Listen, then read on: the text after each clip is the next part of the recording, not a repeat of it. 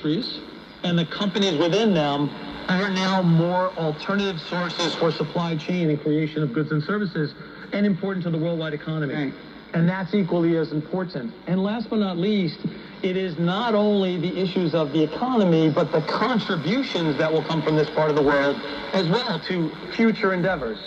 Technology, digitization, AI is a good example of that, where the skill sets today are fantastic in the region to actually be leveraged and turned into a big opportunity. So it's not only the economics, it's also the policy setting, the standard setting, and other aspects that are really important. And we hope that the countries in this room, in this cooperative, are more so at the table, at the global table, to make sure that their points of view are being brought, and the advances and innovation that are happening here are brought to the rest of the world. We have seen this Asia-Pacific region very dynamic in bringing consensus. Would that be a wonderful precedent in terms of people coming to consensus on all the technology-related governance as well, particularly regarding generative AI, as you said?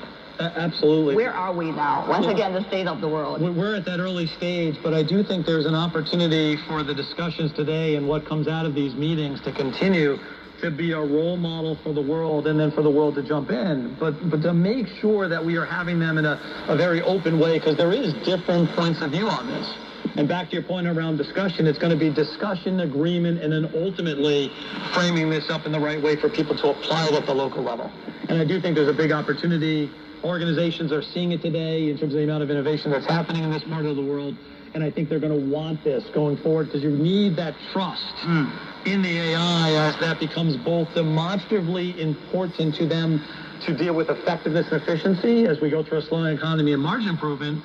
But at the same time, AI is dealing with that and disrupting entirely strategies and business propositions of corporates, and for that matter, countries as well.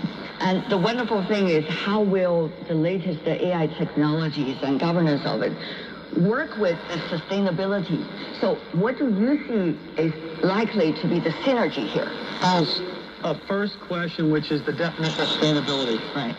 If we're going to think about climate, there's a huge opportunity for how AI can actually help with that. And let's get very granular for a second. If I'm thinking about the efficiency of a building, there's not enough humans and not enough computing power right now to actually indicate how they can be most effective and efficient in energy use of that particular building.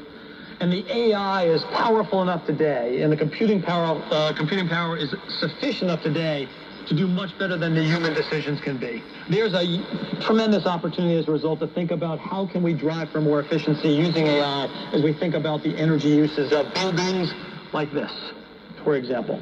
Having said that, you've got another element of sustainability, and that is the implications to humanity and labor.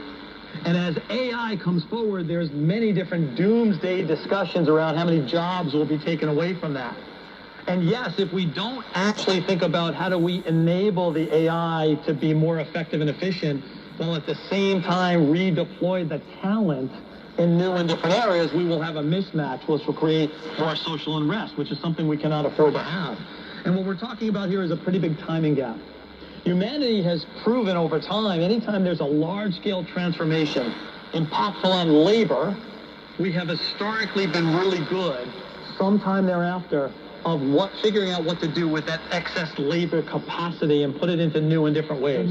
There's an equal need to deal with that innovation as much as it is the use of the AI to think about the supply and the demand of talent. So when we think about sustainability, we should be thinking climate clearly, because we're not doing enough and we are far behind, as will be evidenced in some of the COP discussions coming up.